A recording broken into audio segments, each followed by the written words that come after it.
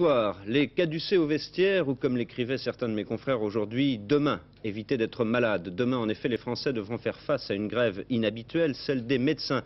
Leurs cabinets seront fermés dans 90% des cas, seules les urgences seront assurées. Je précise que les hôpitaux aussi fonctionneront. Les médecins ne protestent pas seulement contre le blocage de leurs honoraires, mais aussi contre les projets du gouvernement destinés à résorber le déficit de la sécurité sociale. La grève de demain a été lancée par la puissante Confédération des syndicats médicaux qui propose une véritable conférence nationale sur la santé. La Fédération des médecins de France s'est associée à ce mouvement et son président nous explique pourquoi.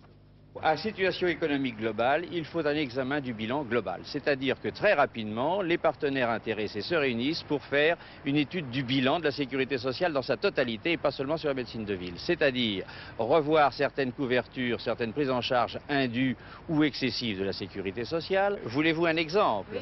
Quand on a sorti la loi sur l'avortement, que je ne remets pas en cause, en même temps, on a parlé contraception. Et on a fait couvrir par la sécurité sociale toutes les dépenses de contraception. Je n'exposerai pas ma position de médecin. En tant que citoyen, j'en ai une. En tant que médecin, je ne vois aucun inconvénient. Mais il est évident que la contraception, ce n'est pas de la maladie. Et il y a bien d'autres cas comme cela. Il y a par exemple, on a pris les handicapés physiques. On les a mis au compte de l'assurance maladie, alors que c'est la nation qui doit les prendre en compte. Il faut revoir le fonctionnement de l'hospitalisation, en particulier de l'hospitalisation publique au niveau de sa gestion.